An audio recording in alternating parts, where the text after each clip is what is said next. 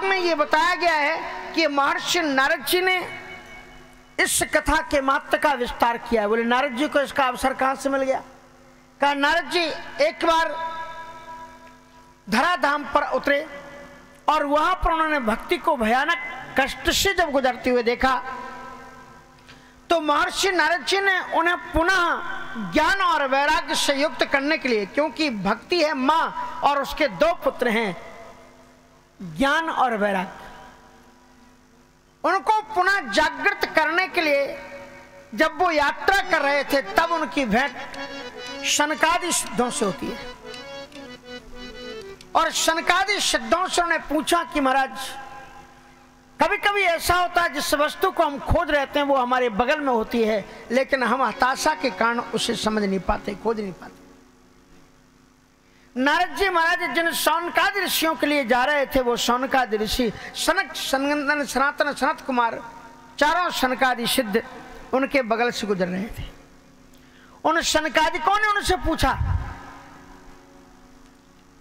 कि कथम ब्रह्मन् दीन मुखा कुतश्चिंतातुरो भवान त्वरितं गम्यते कुत्र कुतश्चागमनं तव। हे महाराज, महर्षि नारद जी आप तो ज्ञान और वैराग्य की कल्पतरु हैं। कथम ब्रह्मन् दीन मुखा, लेकिन आज आपका दैन्यता युक्त चेहरा क्यों है? आप इतनी आतुरता और व्याकुलता के साथ में किस तरफ भागे चले जा रहे हैं? इदानीम शून्य चित्तोषि गतवित्तो यथा जना, आज आपका चित्त खोया खोया शून्य मालूम पड़ रहा है। ऐसा प्रतीत हो रहा है मानो कि किसी का सारा धन लुट गया। संत का धन क्या होता है?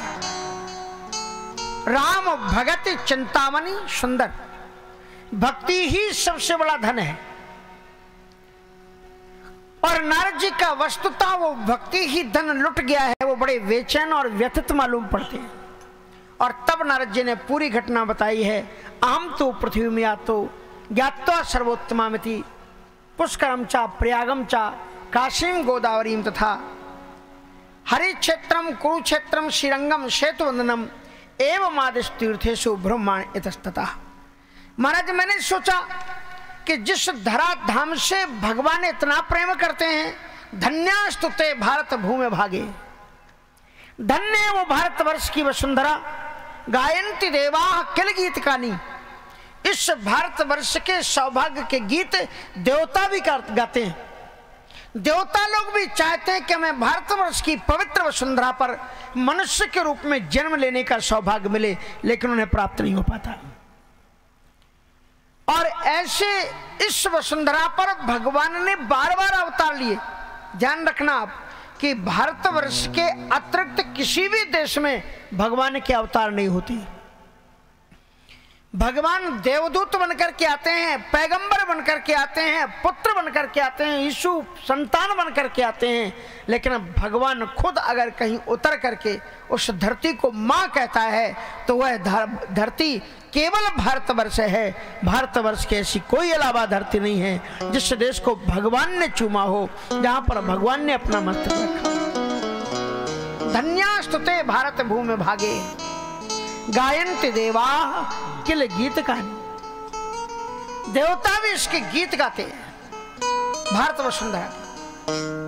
नारद जी महाराज कहते हैं कि महाराज मैंने सोचा कि जिस धरती पर भगवान बार बार अवतार लेकर के जाते हैं, जरा मैं उस धरती पर जाकर के देखूं वहां के लोग कैसे हैं, किस आनंद में हैं।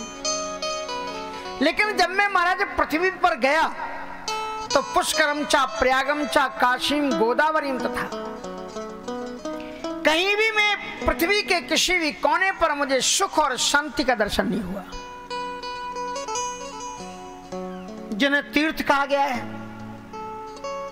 ऐसे सृष्टि के देवता ब्रह्मा जी का तीर्थ पुष्कर में वहां भी गया, वहां पर भी मैंने लोगों के जीवन में सुख और शांति नहीं देखी।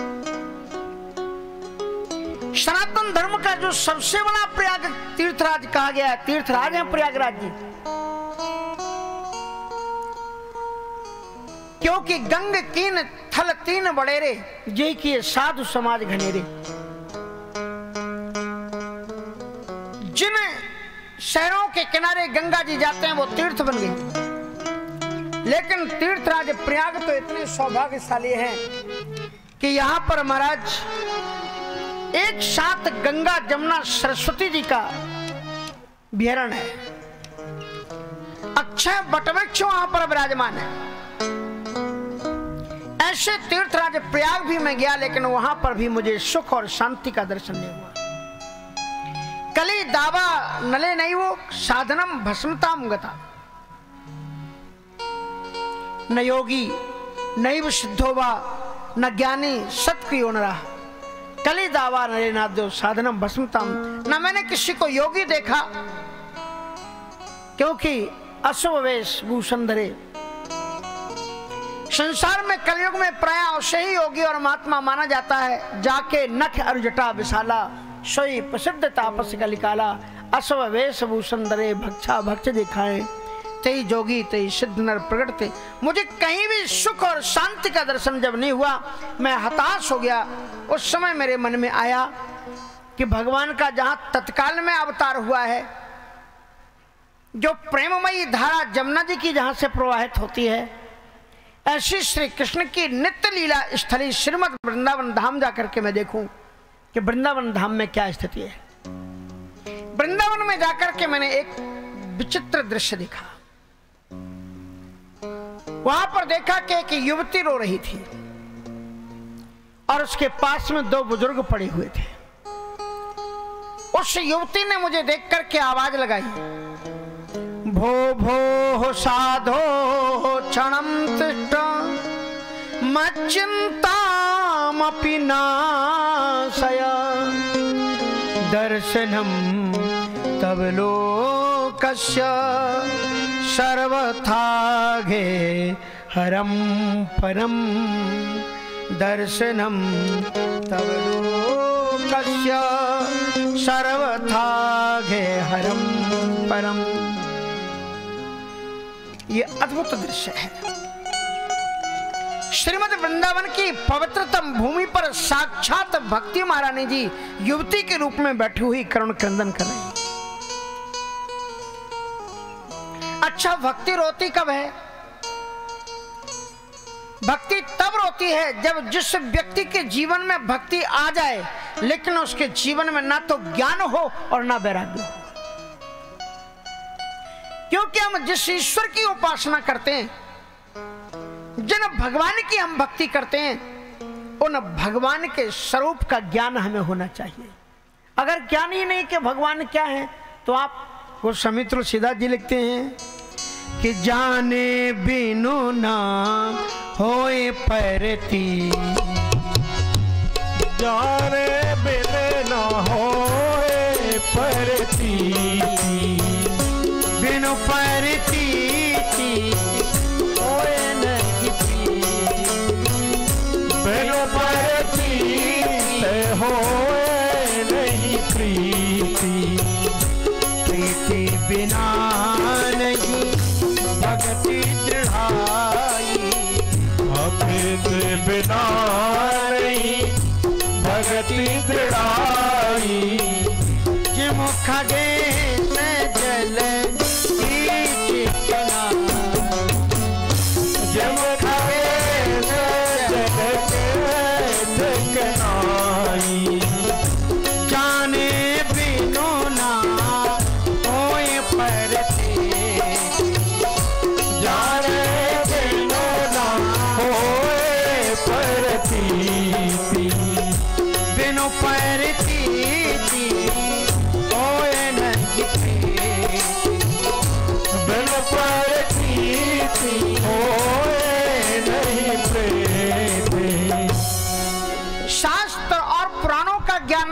परमात्मा के स्वरूप का जिससे ज्ञान हो जाए वही वास्तविक ज्ञान है। इसलिए रामायण में आप एक चीज देखोगे कि सबरी बिना पढ़ी लिखी थी, और सबरी के आसपास आश्रमों में रहने वाले जितने महात्मा थे वो सब बड़े विद्वान थे। लेकिन भगवान श्री राम जी ने सबरी को नौदा भक्ति सुनाई और नौदा भक्ति सुनाने के बाद में क्या बोले भगवान जी? बोले सकल प्रकार भगत दृढ़ तोरे। मैं तो तुम्हें केवल सुना रहा हूं, लेकिन तुमको भक्ति के जितने प्रकार बड़ी दृढ़ता से है तुम्हारे अंदर। तो फिर किसी ने पूछ दिया, जब दृढ़ता से इनके अंदर में नौदा भक्ति है तो फिर आप इनको सुना क्यों रहे? बोले हम तो मुंह इनको करके सुना रहे हैं, लेकिन जो पीछे खड़े हैं ना बड़े बड़े जटामटाधारी महात्मा, इन्होंने अपने आप को समझ रखा है ये अछूत है, ये छोटी है, निम्न वर्ग की है, इनको सुना रहा हूं मैं भक्ति। तुम्हारे अंदर तो भक्ति पहले से बैठी हुई है। तो ज्ञान ये नहीं है कि तुम्हारे पास में माला कितनी बड़ी है, ज्ञान ये नहीं है कि तुम्हारे पास में कितनी बड़ी जटाएं हैं, ज्ञान ये नहीं है कि तुम्हारे पास में कितने शास्त्रों का ज्ञान है। ज्ञान ये है भगवान को क्या अच्छा लगता है वो तुम्हें ज्ञान हो जाए, वो तुम व्यवहार करो जो भगवान चाहते हैं। भगवान कहते हैं मैं सर्वत्र सभी में व्याप्त हूँ, इसलिए किसी में ऊंच नीच का जो भेदभाव करता है वो ज्ञानी नहीं है। इसलिए पंडिता समदर्शिना, जो समदर्शी है वही पंडित। ये ज्ञान की आवश्यकता है। श्रीमद् भागवत का ज्ञान अगर आपको जानना है तो इसका जो श्रीमद् भागवत ज्ञान है इसमें, और ये आप 11वें स्कंद में जाकर के देखना, 11वें स्कंद में भागवत धर्म की स्थापना की गई। धर्म तो होते हैं लेकिन श्रीमद् भागवत का धर्म ही एक अलग है और वो है भागवत धर्म। भागवत मानी होता क्या है? भागवत मानी क्या होता है? कभी कभी लोग जिंदगी गुजर जाती है यही नहीं जान पाते हैं कि लोग कुछ पूछो कि काय की कथा हो रही, बोले भागवत गीता जी की कथा हो रही। क्या कहेंगे? भागवत गीता जी की कथा हो रही। और काय का हो रहा है? बोले गीता पुराण हो रहा है। इसलिए भैया भागवत गीता के साथ में शब्द जो है भगवत है, भगवत गीता, और पुराण के साथ में है भागवत। क्या अंतर हो गया? भा में आ का डंडा लग गया, भागवत। यह है भागवत महापुराण। पुराण नहीं है ये, महापुराण है। क्योंकि पुराणानाम इदम तथा कहा गया है निम्नगानाम यथा गंगा। जिस प्रकार से सरिताओं में, नदियों में सबसे ज्यादा पवित्रतम नदी कौन है? अब आप तो दूसरी बात कहोगे, लेकिन हम दूसरी बात बता रहे हैं। भागवत जी में जो लिखा है निम्नगानाम यथा गंगा। निम्नगा मानी जो ऊपर से नीचे को प्रवाहित हो रही है, निम्नगा नीचे को चली जा रही है, वो है नदियां, समुद्र। तो जितनी भी नदियां हैं उनमें से सबसे निम्नगानाम यथा गंगा। नर्मदा जी एक विचित्र सरिता है, ये निम्नगा है ही नहीं, क्योंकि सभी नदियां ऊपर से नीचे को प्रवाहित होती हैं और इनका प्रवाह नीचे से ऊपर के लिए है, इसलिए ये ऊपर की ओर जाती हैं। इसलिए नर्मदा जी उनसे एकदम पृथक हैं। सारी नदियों के विवाह हुए हैं लेकिन नर्मदा जी कन्या हैं। मेकल सुता गोदावरी धन्या, रामचरितमानस में मेकल सुता के रूप में उसको कहा गया है। गंगा जी तो शंकर जी के सिर पर सवार हैं और नर्मदा जी शंकर जी से कहती हैं कि आप ज्यादा थक गए होगे, पता नहीं क्या क्या खाते पीते, आ जाओ हमारी गोद में बैठ जाओ। और उनके नर्मदा का हर एक कंकर कंकर शंकर है। इसलिए वही विचित्र तो बात है, लेकिन पुराण ये कहता है कि निम्नगानाम यथा गंगा। जिस प्रकार से सरिताओं के बीच में सबसे महान गंगा जी हैं, निम्नगानाम यथा गंगा। और निम्नगानाम यथा गंगा देवानाम अच्युतो यथा। जिस प्रकार से देवताओं में भगवान श्री कृष्ण जी सबसे महान देवता हैं। निम्नगानाम यथा गंगा देवानाम अच्युतो यथा। वैष्णवानाम यथा शंभु पुराणानाम इदम तथा। पुराणों में श्री भागवत महापुराण सबसे बड़ा पुराण है, इसलिए इसको पुराण नहीं कहते। क्या कहते हैं इसको? महापुराण कहते हैं। श्रीमद् भागवत महापुराण। तो भगवत मानी होता है भगवान और भागवत मानी होता है भगवान के भक्त, अथवा इसलिए इसका नाम भागवत है क्योंकि भगवता प्रोक्तम, भगवान के द्वारा इन भगवान का चरित्र इसके अंदर में समाया हुआ है, इसलिए यह है भागवत है। इसलिए कहने का तात्पर्य यह है कि ऐसी जो श्रीमद् भागवत का ज्ञान ही अद्भुत है, वो ज्ञान ये जो भक्ति छटपटा रही है, ये जो भक्ति बेचैन है, ये जो भक्ति के पास में अचेतन रूप में पड़े हुए जो बुजुर्ग हैं, ये वो ज्ञान है भागवत ज्ञान। हमारा प्राणों का ज्ञान तो बढ़ गया है, वेदों का ज्ञान तो बढ़ गया है, लेकिन श्रीमद् भागवत का जो भागवत धर्म है वो छत विछत हो गया है। भो भो साधो क्षणं तिष्ठ मच्चिन्तामपि नाशय दर्शनम तव लोकस्य सर्वथा घे हरम परम। हे संत सत्पुरुष, आप रुको, ठहरो। संतों की बड़ी महिमा श्रीमद् भागवत में गाई गई है, क्योंकि भगवान को मिलन का यदि कोई माध्यम है तो सत्संग ही है। शाम तेरे मिलने का सत्संग ही बहाना है, शाम तेरे मिलने का सत्संग ही बहाना है। दुनिया वाले क्या जाने, हाँ दुनिया वाले क्या जाने, मेरा रिश्ता पुराना है। हाँ दुनिया वाले क्या जाने, हाँ मेरा रिश्ता पुराना है। शाम तेरे मिलने का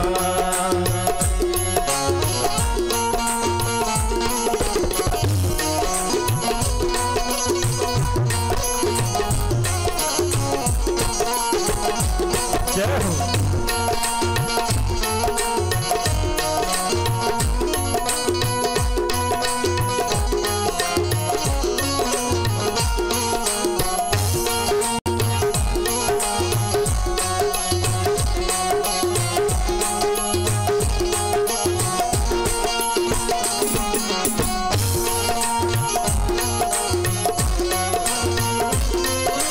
जंगल में ढूंढा तुझे, दिल में पाया। ओ जंगल में ढूंढा तुझे, मंदिर में पाया है। ओ जंगल में ढूंढा तुझे, मंदिर में पाया। ओ जंगल में ढूंढा तुझे, मंदिर में पाया है। हाँ संतों के हृदय में ओ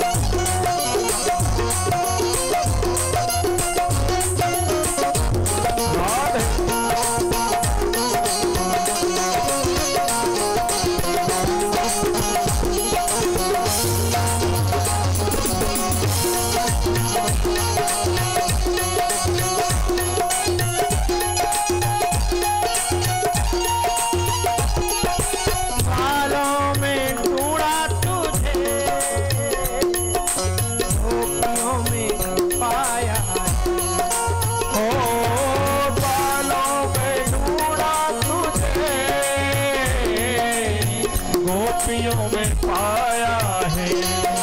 ओ बालों में बूढ़ा तुझे गोपियों में पाया। ओ बालों में बूढ़ा तुझे गोपियों में पाया है। हाँ राधा जी के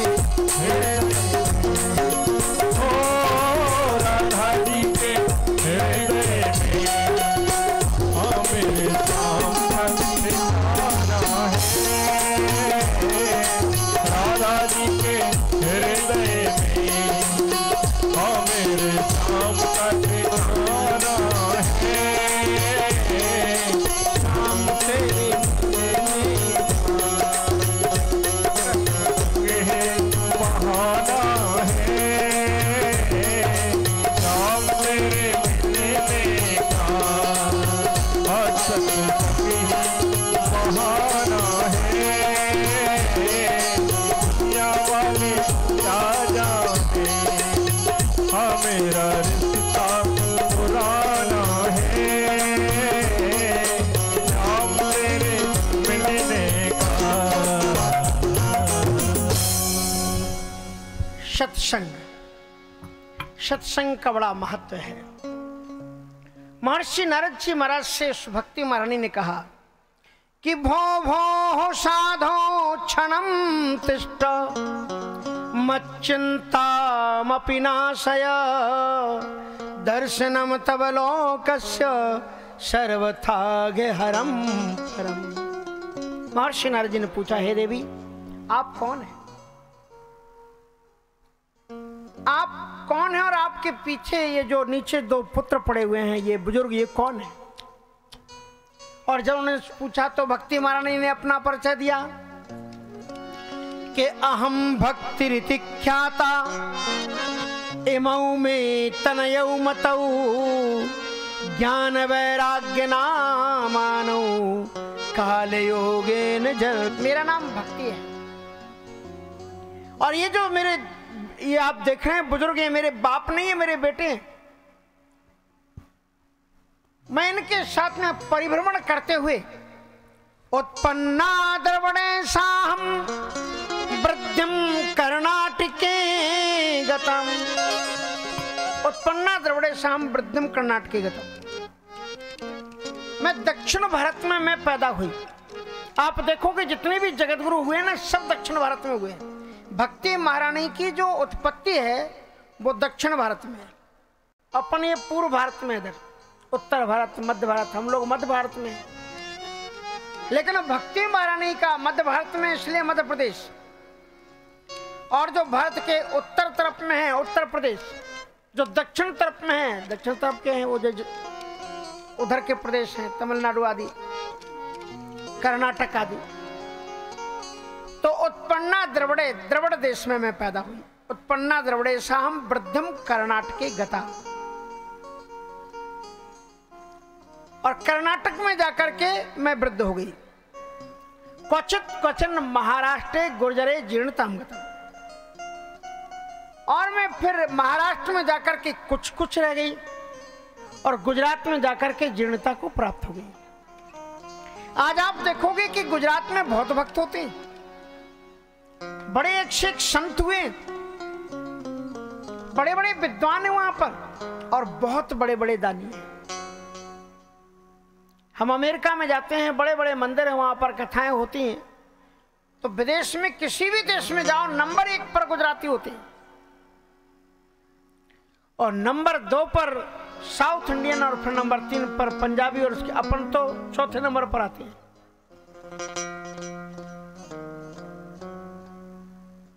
लेकिन उस समय श्रीमद् भागवत में लिखा है गुर्जरे जीर्णताम गतम। गुजरात में भक्ति जीर्ण हो गई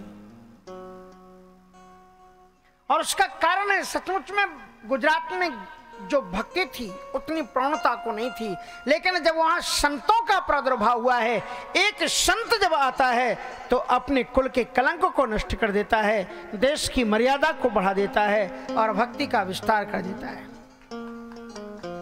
तो नरसिंह मेहता जैसे संतों का जब सभागमन होता है वहां पर, ऐसे संतों के शुभागमन होने से, नामदेव जैसे संतों के शुभागमन होने से गुजरात की पवित्र धरती पर भक्ति का विस्तार होता है। इसलिए आज भक्ति का विस्तार वहां दिखलाई पड़ता है। तो भक्ति महारानी जी अपनी चिंता व्यथा को रोते हुए नारद जी से कहते हैं कि मैं गुजरात में जीर्णता को जब प्राप्त हो गई तो मैंने सोचा कि पुनः अपने को स्वस्थ कैसे करूं, और इस प्रकार से मैं परिभ्रमण करते हुए मैं भगवान श्री कृष्ण जी की लीला भूमि श्रीमद वृंदावन धाम में आई। और वृंदावन में आकर के क्या देख रही हूं कि जो ही मैंने यहाँ पर प्रवेश किया तो मेरी भक्ति तो मैं तो तरण हो गई, जो जीर्ण शीर्ण हो गई थी वो क्या हो गया, मैं तरण हो गई।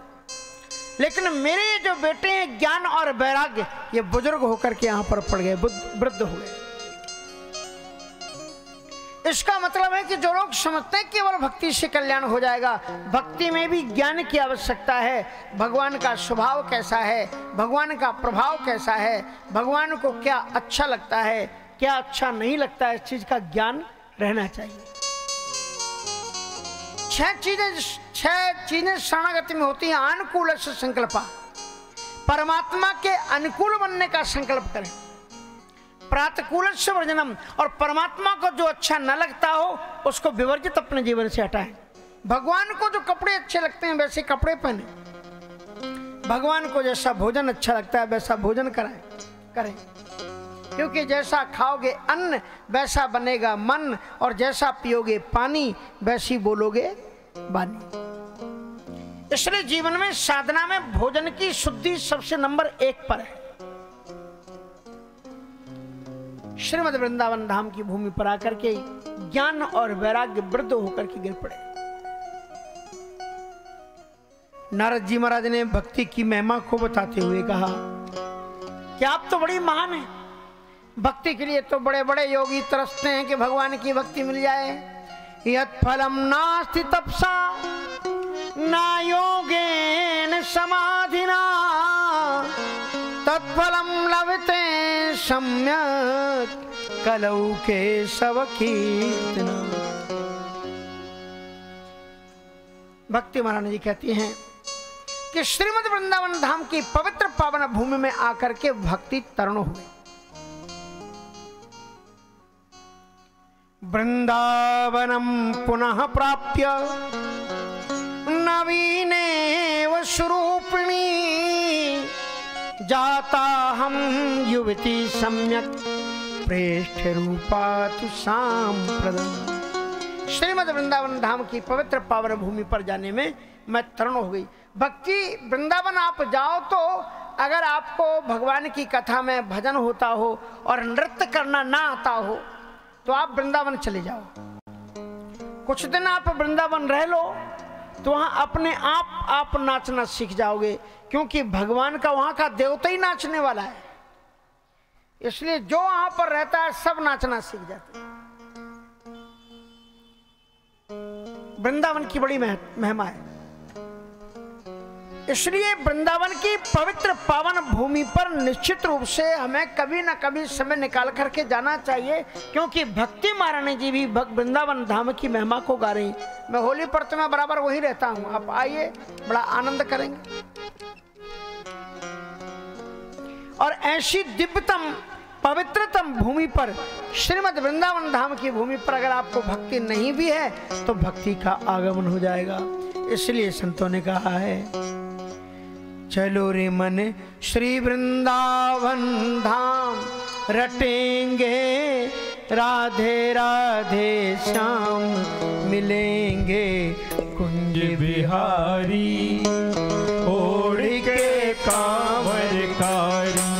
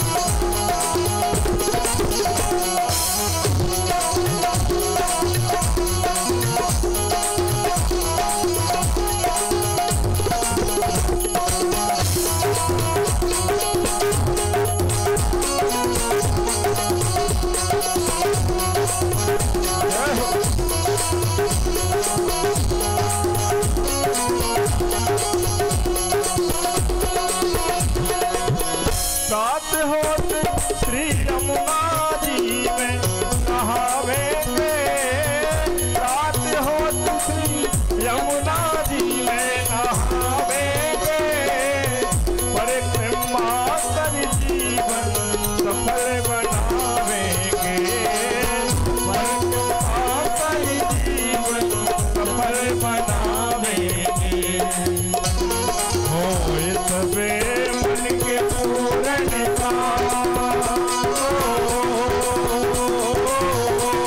होए सबे मन के पूर्ण रटेंगे राधे राधे नाम मिलेंगे बिहारी कामरकारी ओ बिहारी छोड़ के कामरकारी।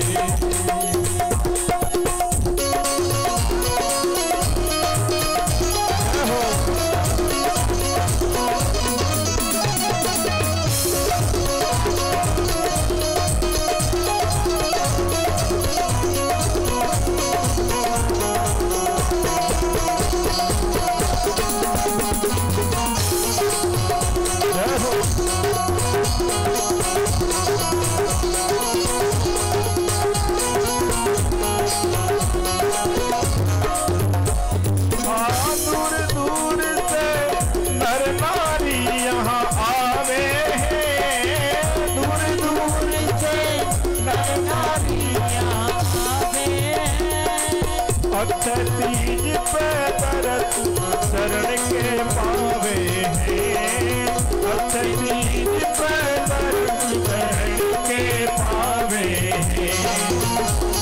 अरे मिटे जाए सभी गुमान,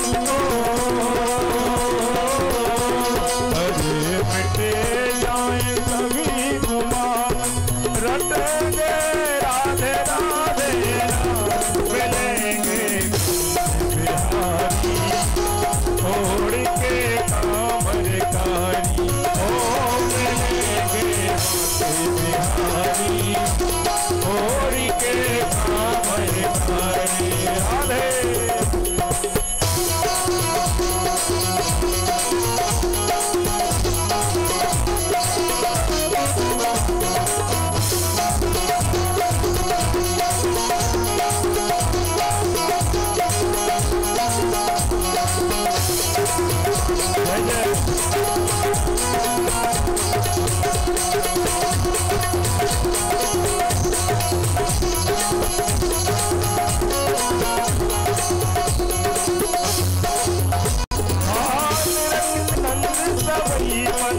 फूला है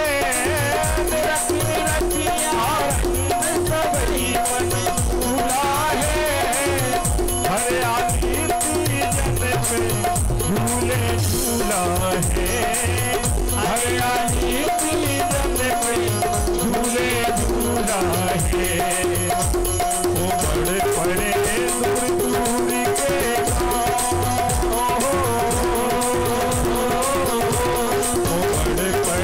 दूर दूर के राधे राधे राम मिलेंगे बिहारी छोड़ के कामरकारी ओ मिलेंगे बिहारी छोड़ के कामरकारी हो।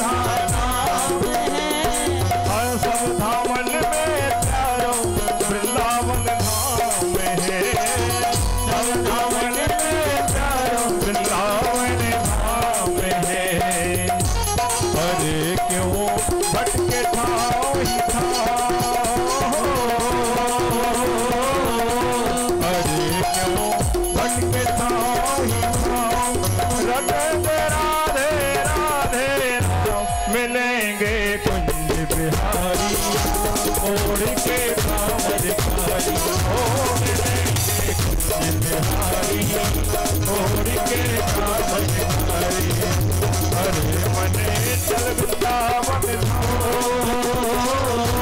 अरे मने चल वृंदावन बोलत राधे राधे मिलेंगे बिहारी, छोड़ के कामन कारी, हाँ मिलेंगे मांगे बिहारी, छोड़ के कामन कारी, ओ मिलेंगे बिहारी, छोड़ के कामन कारी, हाँ मिलेंगे बिहारी, छोड़ के कामन कारी।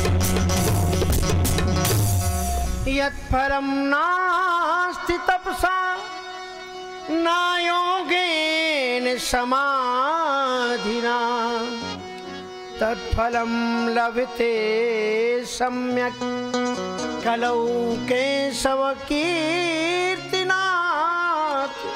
महर्षि नारद जी ने भक्ति महारानी का महात्मा उनको बताया कि हे भक्ति महारानी जी, त्वया हूतस्तु गोविंदम याति नीच गृहेष्वपि। भक्ति महारानी जी, आप अधीर क्यों होती हैं? आप तो इतनी महान हैं कि यदि नीच प्राणी के जीवन में भी आपकी भगवान की भक्ति आ जाती है तो भगवान उसके भी घर में आते हैं। तो या हुतस्तु भगवान अपि याति नीच गृहेष्वपि। इसलिए आपको चिंता करने की कोई आवश्यकता नहीं है। बढ़ता खेदय से वाले और उसके बाद में अहो चिंता त्रोगथम श्री कृष्ण चरणाम भोजम स्मर दुखम गमिष्यति। श्री कृष्ण के पादारविंदों को स्मरण करो, तुम्हारे सारे कष्टों की निवृत्ति हो जाएगी। महर्षि नारद जी ने भक्ति महारानी के सामने एक संकल्प लिया कि यदि मैं ब्रह्मा का पुत्र नारद हूं तो मैं आपको ये वचन देता हूं कि मैं आपको करीना सदृशों को भी मैं घर घर में जा करके, कलयुग के प्रत्येक घर में जाकर के मैं आपके भगवान की भक्ति की स्थापना में कर दूंगा। ग्रहे ग्रहे स्थापयिष्यामि इतमे सत्यम वचामि।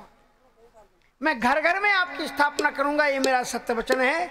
और इसलिए उन्होंने जब इस बात को कहा, कलिना सदृशा कोपी युगो नास्ति बरानने तस्मै त्वाम स्थापयिष्यामि लोके लोके ग्रहे ग्रहे। हर एक जगह पर मैं आपकी गेहे गेहे जने जने हर एक जगह पर मैं आपकी स्थापना कर दूंगा। इस पर भक्ति महारानी जी बड़ी प्रसन्न हुई हैं और उन्होंने ना अहो नारद धन्योसी प्रीतिस्ते मयि निश्चला ना कदाचित विमुंचामि चित्ते स्थास्यामि सर्वदा। नारद, मैं आपको वचन देती हूँ कि मैं कभी भी आपका त्याग नहीं करूंगी। इसलिए आप रामचरितमानस में देखते हो कि जब माया उनको नचाती है तो भी भक्ति महारानी जी आकर के एक चौपाई से उनका काम बना देती हैं और नारद जी की जीप पर बैठती हैं। नारद जी महाराज भूल जाते हैं और कहते हैं जय विधिनाथ होए हित मूरा करहु सुबेग दास में तुरा। और नारद जी की बिगड़ी हुई बात भी बन जाती है, संभल जाती है। महर्षि नारद जी महाराज प्रयत्न करते हैं कि ज्ञान और वैराग्य को स्वस्थ किया जाए और उसके लिए वो क्या करते हैं, मुखम संयोज्य करणान्ते शब्दमुच्चैः समुच्चरण। महर्षि नारद जी ज्ञान और वैराग्य सुषुप्त होकर के पड़े हुए थे, उनके कान में मुंह लगा करके बार बार उनको ज्ञान कराते। शब्दमुच्चैः समुच्चरण ज्ञानम प्रबुद्धताम शीघ्रम रे वैराग्य प्रबुद्धताम। अरे ज्ञान ए वैराग्य जरा उठ तो जाओ। और वेद वेदांत घोषैश्च गीता पाठम मुहुर्मुहु। वेद वेदांत और गीता के बार बार पाठ करके, गीता जी का पाठ सुनकर वेदांत के तत्वमय प्रवचनों को श्रवण करने से यद्यपि वो ज्ञान वैराग्यों को थोड़ी तरुणाई सी आई, जमाई ली, उठ के बैठे, लेकिन नारद जी ज्यों ही हटे त्यों ही वो फिर सो गए। जैसे कि माँ बच्चे को जगाती है और बच्चा, माँ ज्यों ही कमरे से बाहर निकली बच्चा फिर पलंग पर सो जाता है, उसी तरह से नारद जी की चेतना देने पर ज्ञान वैराग्य में थोड़ी चेतना आई और जो ही नारद जी अलग हटे वो फिर उसी पर सो गए। नारद जी को बड़ी निराशा हुई कि जिन ज्ञान और वैराग्य का अंधकार मोह निशा सब सो बने हारा। भगवद गीता से नहीं जा रही है। वेद वेदांत घोषैश्च गीता पाठम मुहुर्मुहु। गीता जी का बार बार पाठ किया उन्होंने, तो चिंतित हो गए कि क्या होगा। और उसी समय पर उन्होंने सूर्य भगवान की गायत्री को याद किया। गायत्री का मंत्र जाप करते हुए सूर्य भगवान को जब स्मरण किया तो आकाशवाणी हुई कि नारद जी आपको चिंता करने की आवश्यकता नहीं है। व्योमे वाणी तथैवा भून मार्षे खिद्यतामिति उद्यमः सफलस्तेयं भविष्यति न संशय। नारद जी आपको चिंता करने की जरूरत नहीं। आपका जो उद्यम, जो प्रयत्न है वो आपका व्यर्थ नहीं होगा। उद्यमः सफलस्तेयं भविष्यति न संशयः। आपका उद्यम सफल होगा। इसके लिए सत्कर्म तुम समाचरो, आप सत्कर्म करो। अच्छा, ये सत्कर्म क्या है? कौन सा सत्कर्म करें? तो उन्होंने कहा इसका ज्ञान आपको संत लोग कराएंगे। ध्यान रखना, आप कितने भी वेदों को पढ़ लें, शास्त्रों को पढ़ लें, कितने भी आप तपस्या साधना कर लें, लेकिन वास्तविक तत्व ज्ञान की प्राप्ति बगैर संतों की कृपा के संभव नहीं है। इसलिए बिन गुरु होए न ज्ञान, ग्रंथ उल्टा के देख ले। सत्संगत की बात की, क्योंकि जब बहुकाल करिए सत्संगा तब ही होए सब संशय भंगा। जब बहुकाल करिए सत्संगा तब ही होए सब संशय भंगा। जब बहुकाल संतन संग बैठ बैठ राम रस पीजिए। संतों के बीच में बैठ करके सत्संग कीजिए। तो महाराज महर्षि नारद जी महाराज फिर संतों से मिलने के लिए गए और बड़े बड़े अमलात्मा विमलात्मा योगी जति संत जितने जितने मिले नारद जी सबके पास में गए। सबसे पूछा कि सत्कर्म क्या है। किसी ने ये सुनाया, किसी ने ये सुनाया और किसी ने कहा नारद जैसे ज्ञानी जो ब्रह्मपुत्र नारद हैं, ब्रह्मा जी के पुत्र हैं, इन्हें जिस चीज का ज्ञान नहीं उसका ज्ञान हमें क्या होगा। नारद शब्द का अर्थ होता है नारम ददाति स नारदः, जो दिन रात ज्ञान का ही वितरण करता रहता हो। उस नारद जी को अगर ज्ञान नहीं है कि सत्कर्म में क्या है तो हमें क्या मालूम होगा। कितने महात्मा तो नारद जी को आते हुए देख करके मौनी बन जाते, नहीं हम बाद में भेजेंगे, हम बोलते ही नहीं। और कितने भाग खड़े होते उंगली में कान डाल करके बाबा हमको भी परेशान करेंगे, प्रश्न पूछेंगे। और उसके बाद में नारद जी बड़े बेचैन हुए, सनकादि सिद्धों से उनके भेंट हुई। तो नारद जी कहते हैं कि इसलिए मैं आज आपको खोदते हुए उत्तरांचल की पवित्र भूमि पर मैं जा रहा था, अब आपका दर्शन हो गया। सनकादि सिद्धों ने नारद जी को बड़ी दिव्यतम श्रीमद् भागवत ज्ञान का महत्व बताया है। सनकादि सिद्धों ने महर्षि नारद जी से कहा कि इसके लिए जो ज्ञान है और जिसके द्वारा तुम्हें इसकी निवृत्ति होती है, मां चिंताम कुरु देवर से हर्षम चित्ते समावाह उपाया सुख साध्योत्र वर्तते पूर्व एव ही। ये जो सत्कर्म बताया गया है इसके लिए कोई तुम्हें नया प्रयत्न करने की लिए जरूरत नहीं है, ये पहले से ही उपाय ठाकुर जी देकर के गए हैं, इसलिए कोई चिंता करने की आवश्यकता नहीं है। और फिर उन्होंने कहा है कि उसका सार तत्व क्या है, तो कहते हैं सत्कर्म सूचको नूनम ज्ञान यज्ञ स्मृति बुधहि ही। सत्कर्म सूचक जो है वो श्रीमद् भागवत ज्ञान महायज्ञ ही है, इसके अतिरिक्त कुछ और भी नहीं है। इसलिए श्रीमद् भागवतालापः शतगीता सुखादि भी, ये वही श्रीमद् भागवत महापुराण जिसको शुकाचार्य जैसे आचार्यों ने निर्मित मति के साथ में, अवच्छिन्न मति के साथ में जिसका गान किया है, ये वही है। नारद जी ने कहा कि जिनका अज्ञान वेद वेदांत गीता से नहीं हो चुका, तो क्या वेदों से भी बढ़कर के श्रीमद् भागवत महापुराण है? वेद और महाभारत से तो कुछ भी नहीं है, क्योंकि वेद तो सर्वोपरि है और महाभारत को 5वां वेद कहा जाता है। तो क्या भागवत वेद से भी आगे? क्या श्रीमद् भागवत महापुराण महाभारत से भी आगे है?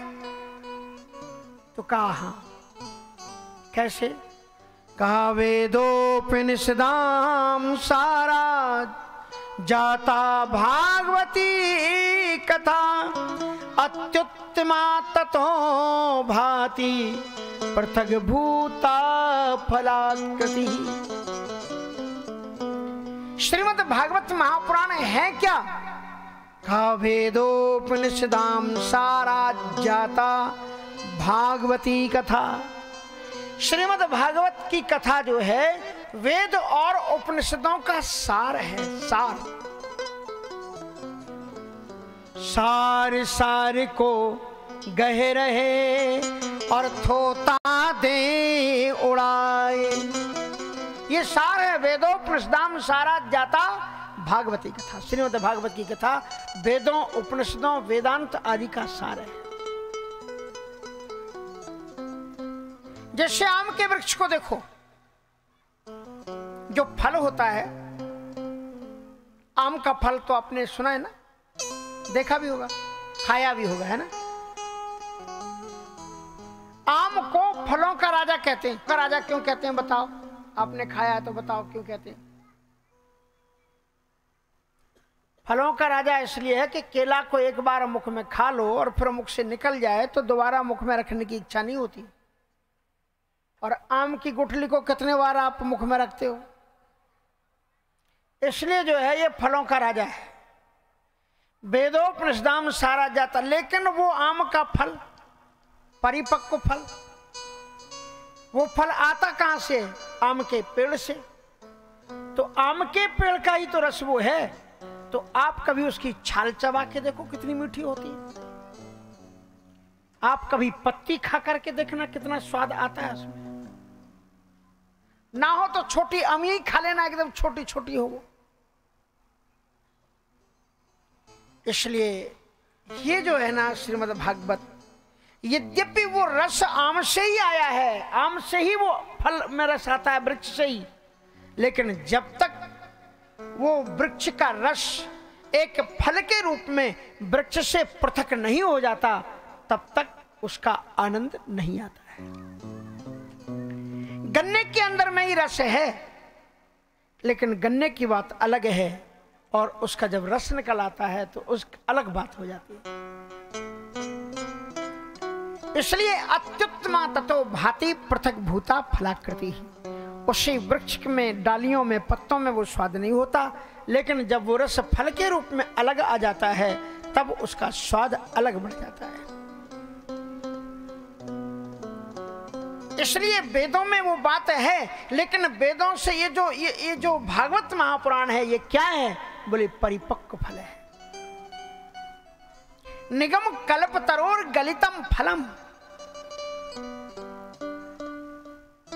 और कहते हैं सुखदेव जी महाराज एक बार श्री कृष्ण शरणम मम का संकीर्तन करते हुए वेद रूपी कल्पतरु के नीचे पहुंच गए।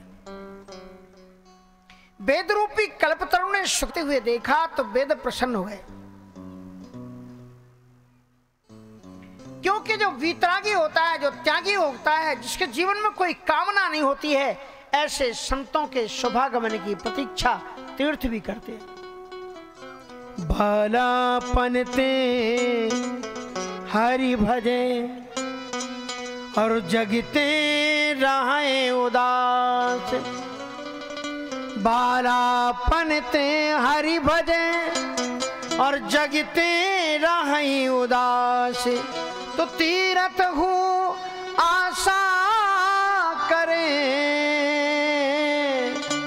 कब आवे हरिदास, कब आवे हरिदास। जो बचपन में ही गृह परिवार का परित्याग कर देते हैं, भगवत शरणागति ले लेते हैं, मन की कामनाएं जिन्होंने नष्ट कर दी हैं, वीतरागी हो जाते हैं, ऐसे संत सत्पुरुषों के आगमन की प्रतीक्षा तीर्थ भी करते हैं। महर्षि नारद जी कहते हैं तीर्थी कुर्वन्ति तीर्थानि।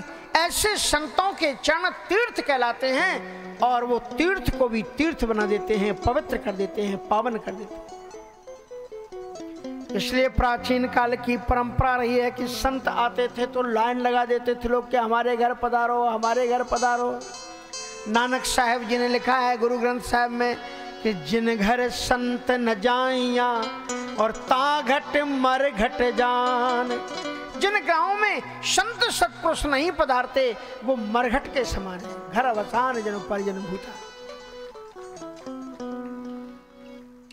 और मुझ दास के ऊपर तो नर्मदा जी की बड़ी कृपा है कि वो वर्ष में 5-6 बार तो कम से कम अपने किनारे बुलाई जाती हैं, बुला ही लेते हैं कि कथा सुना जाओ और स्नान कर जाओ।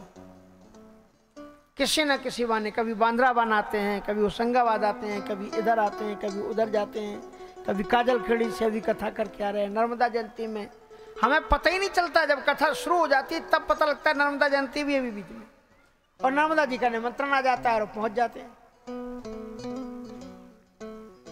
हाँ, तो कहने का तात्पर्य यह है कि और एक और बड़ी कृपा कि एक बार मैंने ठीकरी में कथा की। यहाँ पर ठीकरी के लोग, भक्त लोग आए हुए हैं।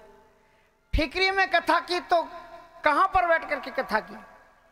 रामदेवरा जी का जो चबूतरा उनका जो बना हुआ, उसी पर, वही हमारा व्यासपीठ थी और उसी पर बैठ करके कथा की। उसके बाद में हम राजस्थान गए, आलवार में। वहां जब कथा की तो हमने कहा कि ये मंदिर किसका है? बोले ये बाबा रामदेव जी का मंदिर है। तो हमने तब भी कोई ध्यान नहीं दिया। उसके बाद में एक तीसरी कथा हुई बुधवाड़ा में। तो बुधवाड़ा में जहां यज्ञ हो रहा था, मंच बना हुआ था, पूछा ये बगल में किनका समाधि है? बोले रामदेव बाबा का। और उसके बाद में एक चौथी कथा हुई शमशाबाद। तो पता लगा कि वो उन्हीं की स्थापना हो रही थी। और उसी तब मुझे पता लगा कि हमारी कथा को सुनते हैं देवता। और यहाँ बगल में किधर है? ये देखिए सामने बैठ करके कथा सुन रहे हैं। तब मुझे पता लगा कि ये उनको हमारी कथा आशीर्वाद देते हैं और कहते हैं आओ हमारे दरवाजे पर बैठ करके कथा सुनाओ। एक तो कथा हो। आज परिक्रमा, आज अपनी जो कलश यात्रा उठी, कहां से उठी? नर्मदा जी से आप कलश लेकर के आए। कितनी सौभाग्य की बात। कलश में क्या होता है? जिस पवित्र तीर्थ से आप जल लेकर के चलते हो, वो तीर्थ आपके साथ में चल चल के वहां जो ही हम अच्छी बात कहेंगे त्यों ही वो बोलना शुरू करेंगे।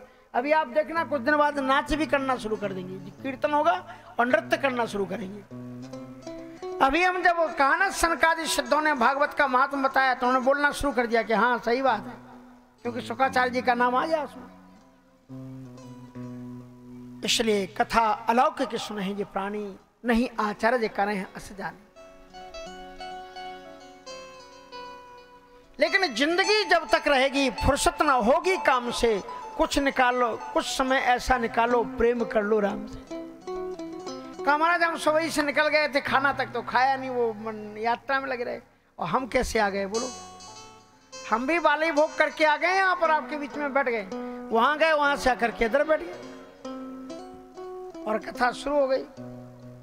तो नर्मदा मैया देखती हैं, भगवान कृष्ण जी देखते हैं कि देखें एक आध दिन का एक कथा के लिए भोजन भी छोड़ सकते हैं कि नहीं छोड़ सकते हैं। तो पता लग गया कितने लोग बीच में उठ के गए, कितने लोग वहीं से चले गए, कितने लोग वहीं से चले गए। बोले आज तो पहली दिन है।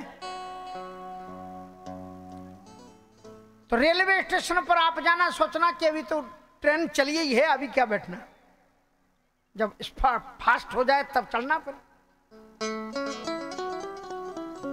इसलिए ट्रेन में तो तभी बैठा जाता है ट्रेन जब खड़ी हो, शुरुआत हो। क्योंकि ये जो अपने हाथ, इनको देखना, कभी इनमें रेखाएं पड़ी हुई हैं। ये हाथ तुमसे कहते हैं कि अरे कभी आकर के भगवान की कथा में भी बैठ करके ताली बजा लो, कीर्तन कर लो, भगवान के उसमें बैठ जाओ। जिंदगी जब तक रहेगी फुर्सत, ये चूल्हा चक्की 3 बात याद रही, नून तेल लकड़ी, ये तो कभी भी खत्म होने वाला नहीं है। इसलिए इतने, अब ये 7 दिन में पहला दिन तो चला, 6 ही दिन रह गए। अब 6 दिन में भी खूब बुला लो अपने मेहमानों को बुलाना चाहिए, मैं कोई बुरी बात नहीं है।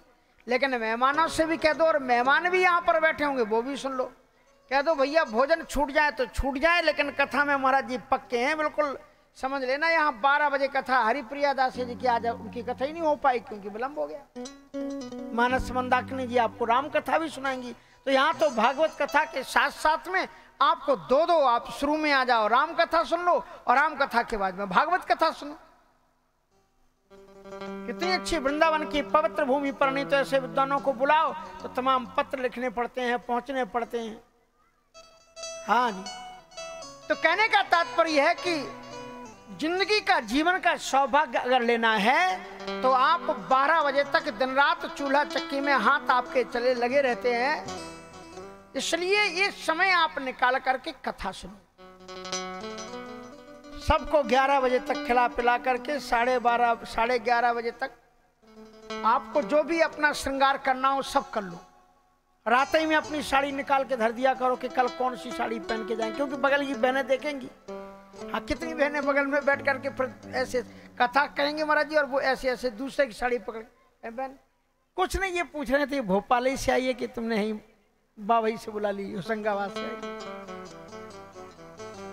रहेंगे कथा में। सती जी देखो रामचरितमानस में कथा सुनने के लिए गई, कथा सुनी नहीं, परिणाम ये हुआ कि भगवान सामने आए, भगवान को नहीं पहचान पाई।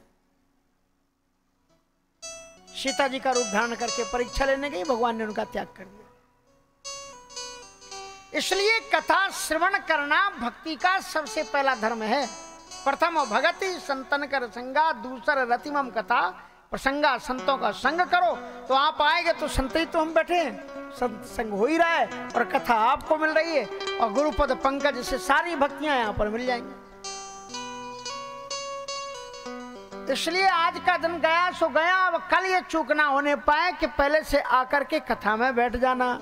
आज कलश यात्रा हो गई और वो मार्केट बाजार के चक्कर में मत पड़ना कि अब ये ले आए वो ले आए, फलाना ढिलाना ढिकाना, बरेली का झुमका मत लाना। अभी तो कथा सुनना है आपको, आराम से कथा सुनना बैठ करके।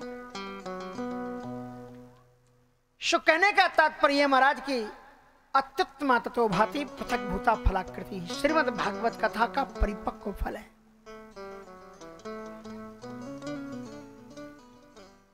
निगम कल्प तरोर गलितम फलम, तो एक तो आम का फल हो और पका हुआ फल हो, और वो भी कोयलिया आम हो। कोयलिया जानते हो किसको कहते हैं?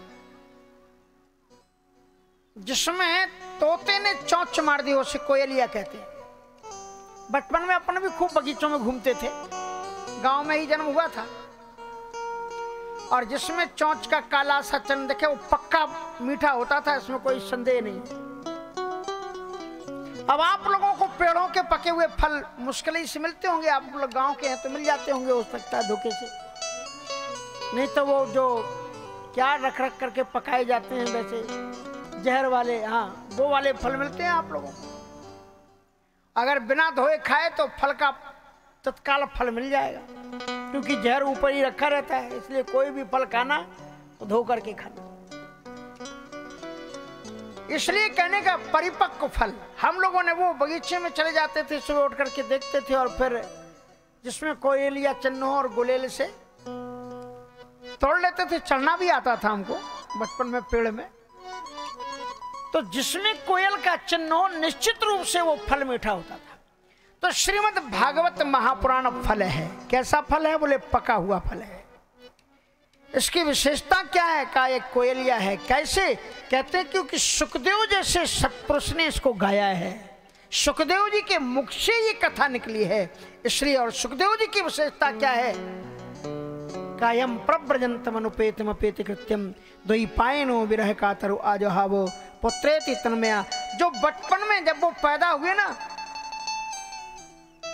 महाराज, पैदा हुए नैने बैठी रही। जब वो बच्चा पैदा होता है तो माताएं तमाम दासियां बैठती हैं ना, बच्चे को निकालती हैं, साफ करती हैं, उनकी क्या नाड़ी उसको काटती हैं, क्या क्या करती। सुखदेव जी महाराज जब पैदा होने वाले थे तो वेदव्यास जी महाराज ने क्या किया? वेदव्यास जी महाराज ने वहां पर लोगों को बैठा दिया कि आप बच्चा जो ही पैदा हो घंटी बजा देना। थाली होती थी, घंटी घर में होती नहीं थी, तो थाली लेके बैठ दिया क्या चम्मच से इसको बजा देना। किस लिए? कहा जो ही बच्चा पैदा होगा तो उसी समय लिख लेंगे कि कितने बजे, कितने मिनट पर, कितने सेकंड पर बच्चे का जन्म हुआ। क्योंकि जब तक तुम जाके बताओगे 4-5 सेकंड ज्यादा हो जाएंगे, उतने में पता नहीं कितने बच्चे पैदा धरती में हो जाते हैं। अब आजकल तो बच्चे हॉस्पिटल में पैदा होते, और वो जो नर्सें होती हैं वो टाइम लगती हैं, और वो भूल जाते हैं, कहते हैं भैया क्या, अरे लग दो ऐसे, लगभग 4:30 के आसपास हुआ होगा, वो भले ही 3 बजे हुआ हो, बताना पड़ेगा 4:30 के आसपास, कुछ भी लग दो, 4 बजे लग दो, 2 मिनट लग दो, कुछ भी लग दो। श्री वेदव्यास जी महाराज ने उन माताओं से कहा कि जो ही बच्चे का जन्म हो घंटी बजाना। इधर महाराज घंटी तो नहीं बजी, माताओं की चिल्लाने की आवाज आई। वेदव्यास जी ने कहा घंटी क्यों नहीं बजाई? बोले घंटी काहे के लिए बजाएं?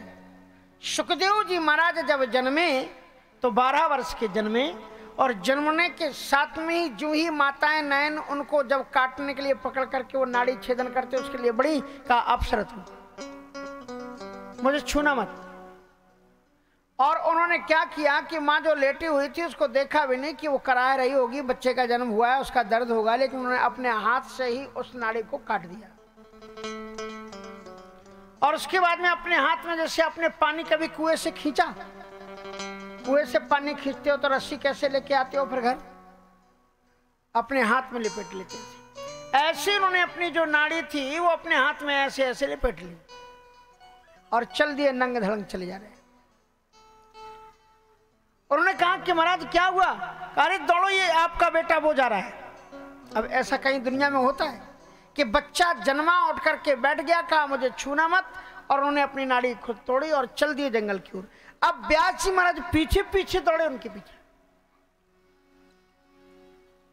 यम प्रव्रजन्त मनुपेत मपेत कृत्यम द्वैपायनो विरह कातर आजुहाव पुत्रेति तन्मयतया तरवोभिनेदुस् तम सर्वभूत हृदयम मुनिमानतोष। सुखदेव जी महाराज आगे आगे चले जा रहे हैं और पीछे पीछे व्यास जी। एक रास्ते से जब निकले तो एक विशाल सरोवर था, उसमें ब्रजांगनाएं निर्वस्त्र होकर के स्नान कर रही थी।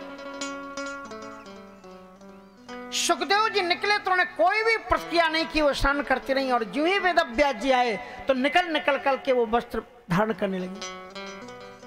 व्यास जी ने आश्चर्यचकित होकर के पूछा, मेरा युवा बेटा निकल गया, आपके मन में किसी प्रकार का लज्जा का भाव पैदा नहीं हुआ, लेकिन जब मैं आया तो मैं बुजुर्ग हूँ और मुझे देख करके आपको लज्जा का भाव पैदा कैसे हुआ? कहा कि आपका जो बेटा था ना, उस बेटे में वो इतना भले ही नौजवान हो, लेकिन उसे तो पता ही नहीं है कि स्त्री क्या होता है, पुरुष क्या होता है। वो प्रकृति और माया से परे है, उसने गर्भ के अंदर ही माया को जीत लिया है। मम माया दुरत्या।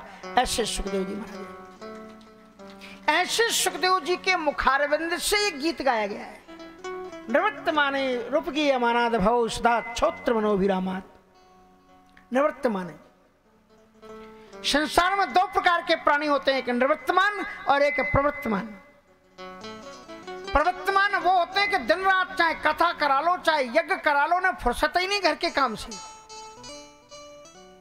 और कुछ लोगों का अभ्यास होता है, एक रिकॉर्ड होता है कि किसी भी कथा में जाएंगे, मंदिर में जाएंगे, तो जब तक वो आधा घंटा लेट नहीं कर लेंगे तो उनका रिकॉर्ड टूट जाएगा। हाँ, बाद में जाएंगे भाई साहब, तब पता लगेगा कि हाँ ये श्रोता है भैया। इसलिए कथा आदि स्थलों में जब पहुंचो तो ऐसे जाना चाहिए कि कथा महारानी का आविर्भाव हो, उसके पहले आप पहुंच जाओ। व्यास जी आए उसके 5 मिनट पहले पहुंच जाओ। एक बार पूज्य पद गोस्वामी तुलसीदास जी महाराज गंगा जी के उस पार दिशा निवृत्ति के लिए गए। उनका नियम था कि वाराणसी में वो बाथरूम वगैरह के लिए नहीं जाते थे, लेटरिन वगैरह के लिए उस पार जाते थे। और वहां से वो लौट रहे थे तो कमंडल का बचा हुआ पानी उन्होंने एक पेड़ में डाल दिया, डाल देते थे। और एक तांत्रिक विधि है, वो आप करना मत, हमें आता नहीं, हमने तो पढ़ा है इसलिए हम आपको बता रहे हैं। हम तांत्रिक नहीं है, अच्छा हाँ, इसलिए वो गोस्वामी तुलसीदास तांत्रिक में बताते हैं ऐसी विधि है कि उसमें जाकर के आप लैट्रिन में और कमंडल का बचा हुआ अगर पानी हो तो किसी ऐसे पेड़ में आप 84 दिन डालें जिसमें किसके नीचे कोई व्यक्ति, कोई ब्रह्म पिशाच हो उस पेड़ के अंदर में, तो आत्मा प्रकट हो जाती है। नारद जी को मालूम था नहीं, कमंडल का बचा हुआ पानी उस पेड़ के नीचे डाल देते थे। 84 दिन हो गए, उन्हें पता नहीं चला, और 84वें दिन जो ही पानी डाला तो एक भयानक प्रेत प्रकट हो गया। तुलसीदास जी के सामने प्रकट हो गया, कहा बरमरूई वरदान मांगो, वरदान मांगो। बोले हमें कुछ नहीं चाहिए। अरे बोले आपने तांत्रिक सिद्धि की है, मैं प्रकट हो गया हूं, जो मांगोगे मिलेगा। बोले जो मांगूंगा मिलेगा। बोले हाँ। तो फिर गोस्वामी तुलसीदास जी ने कहा कि मुझे तो प्रभु श्री सीताराम जी का दर्शन करना है और कुछ नहीं करना है। तो वो ब्रह्म पिशाच बोला महाराज कोई भी आपको कुछ दे सकता है तो वही चीज दे सकता है जो उसके पास में हो, उनका दर्शन तो मुझे ही नहीं हुआ, नहीं तो मैं ब्रह्म पिशाच क्यों होता। तो बोले फिर हमें कुछ नहीं चाहिए, लेकिन आपने उपासना की, कुछ ना कुछ तो मदद तो हम कर सकते हैं आपकी। हम मिला नहीं सकते लेकिन मदद कर सकते हैं। कहा मदद कर दो। कहा बाबा जब आप कथा करते हो ना 80 घाट पर बैठ करके, उस समय पर प्रतिदिन हनुमंत लाल जी महाराज कथा सुनने को आते हैं, क्योंकि रामचरित सुनवे को रसिया। हनुमान जी महाराज प्रतिदिन आपकी कथा में आते। गोस्वामी तुलसीदास जी चौंक पड़े, बोले मेरी कथा में हनुमान जी आते? बोले मैंने तो कभी नहीं देखा। हनुमान जी तो तेज पुंज हैं, अग्नि तत्व स्वरूप हैं, उन्हें छुपाया नहीं जा सकता है, कैसे मैं मान लूं। कहा कि महाराज जब आप कथा में बैठते हैं ना, अब आप कथा में बैठे तो ध्यान रखना कि वो 5 मिनट चित्तम विधाय सुके शास्त्री कथा न पीता जन्म मातृ सटे।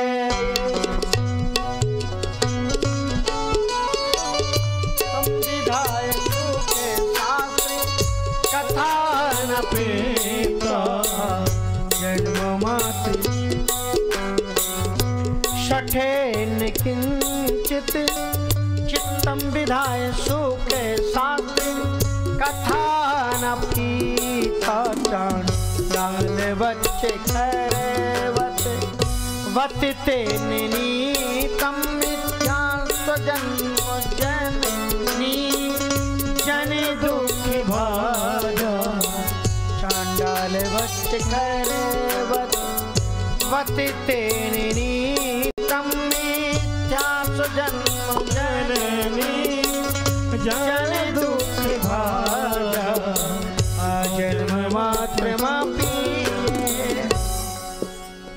इस श्लोक में शनकादि सिद्धों ने नारद जी को बताया कि आजन्म मात्रमपि सठेन किंचित। सठ मानी वो मूर्ख आदमी जिसकी सारी जिंदगी निकल गई हो, लेकिन आजन्म मात्रमपि सठेन किंचित चित्तम विधाय सुख शास्त्र कथा न सीता। जिसने एक बार मन बना करके कथा को नहीं सुना। कथा सुनने के लिए क्या बनाना पड़ता है? मन। चित्तम विधाय, आप मन कर लो कि अगर आप मन के हारे हार है, मन के अगर आपने मन से सोच लिया कि नहीं भाई ये कथा तो बहुत अच्छी हो रही है, नर्मदा जी के किनारे हो रही है, वाराणसी से महाराज जी आकर के कर रहे हैं, बड़ी तत्व में कथा कर रहे हैं, आप मन बना भाई और तो ठीक है, अब इस कथा को हम जरूर सुनेंगे। तो जहाँ चाहे है वहाँ राय है, अपने आप आपको रास्ता मिल जाएगा। शनकादि सिद्ध कहते हैं कि आजन्म मात्रमप्येन सठेन किंचित।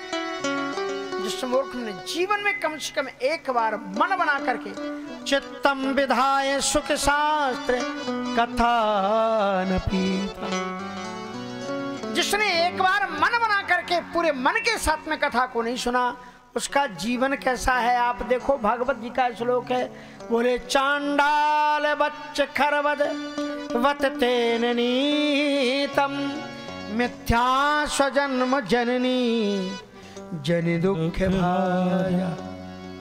उसका जीवन दो प्रकार से, दो उदाहरण दिए, चांडाल और गधे से उपमा दी। चांडाल जानते हो, पुराने जमाने में मेहतर को चंडाल कहते थे। जो पुराने जमाने में घरों के अंदर में बाथरूम वगैरह होती थी तो वो अंदर गटर नहीं होती थी कि वह तो वहीं पर पड़ा रहता था, उसको वो उठा करके और अपने सिर पर लेकर के जाता था। हम और आप भी क्या ढो रहे हैं दिन रात? ये शरीर, और शरीर के अंदर में क्या है जरा आप अंदर झांक करके देख लो। यही मल और विष्टा, यही तो सब भरा हुआ है। इसी को लेकर के दिन रात हमारा जीवन चांडालों की तरह है, केवल दिन रात मलमूत्र के भांड इस शरीर को लेकर के घूम रहे हैं। और खरवद, खरवद का मतलब होता है गधा, खच्चर। धोबी का जो खच्चर होता है ना, वो क्या होता है कि अपने पूरी जिंदगी भर क्या करता है, घाट से लेकर के कपड़े अपने घर ले जाता है और घर से कपड़े लेकर के वहां आता है, दूसरों के कपड़े जिंदगी भर ढोता है, लेकिन खुद नंगा रहता है, कभी वस्त्र नहीं पहनता है।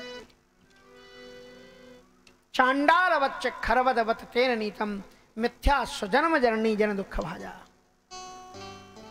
उसका मानव जीवन व्यर्थ हो गया और माताओं ने उस पुत्र को जन्म देकर के, जिसने कभी कथा नहीं सुनी, केवल दुख ही उठाया, उसे कोई शतकृत का पुण्य फल नहीं मिला। इसलिए अपनी मां को लज्जित मत करो, अपने धर्म को लज्जित मत करो, मानव जीवन के सार्थक फल को पाओ। और कम से कम ये जो कथा हो रही है माघ महीने में जिसकी शुरुआत हुई है, फागुन महीने का शुरुआत होने जा रही है, ऐसे दिव्यतम स्वावसर पर नर्मदा जी के तट से आई इस कथा को श्रद्धा पूर्वक सुनो। ये कोई मनोरंजन नहीं कि आधी फिल्म निकल जाने दो, बाद में अपन देखेंगे। इसलिए प्रारंभ से चांडाल बच्च खरवदवत तेन नीतम। नारद जी महाराज ने फिर जब इसका महात्म्य समझा तो उसके बाद में फिर उन्होंने एक प्रश्न और पूछा है, के विशुद्ध्यन्तु वदन्तु मह्यम। इस कथा के प्रभाव से क्या हुआ, जब सनकादि सिद्धों ने कथा गाई, उसका परिणाम यह हुआ कि भक्ति सुतौ तौ तरणौ गृहीत्वा प्रेमैक रूपा सहसा विरासीत्। भक्ति स्वतौ तौ तरणौ गृहीत्वा प्रेमैक रूपा सहसा विरासीत्। श्री कृष्ण गोविंद हरे मुरारे, श्री कृष्ण गोविंद हरे मुरारे, नाथेति नामानि मुहुर्वदन्ति नाथेति नामानि मुहुर्वदन्ति।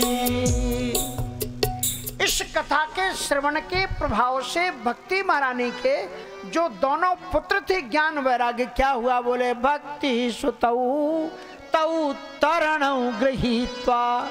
ज्ञान और वैराग्य दोनों ही तरुण हो गए, और ज्ञान वैराग्य जब तरुण हुए, भक्ति महारानी तो पहले से ही तरुण थी, क्या हुआ, बोले एक दूसरे का हाथ स्पर्श करके पकड़ करके खड़े हो गए और कीर्तन करने लगे।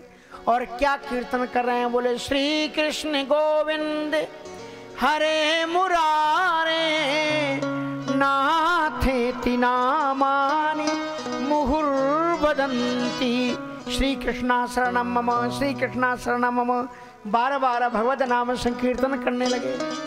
इसलिए भगवत नाम संकीर्तन जब हो, भागवत कथा जब हो, अगर पांव कहें तो उठ करके खड़े हो जाना। यहाँ की माताएं तो बड़ी सुकुमार है, कीर्तन के लिए थोड़ी उठी, इतने जल्दी उनके पांव थक गए, झट से बैठ गई।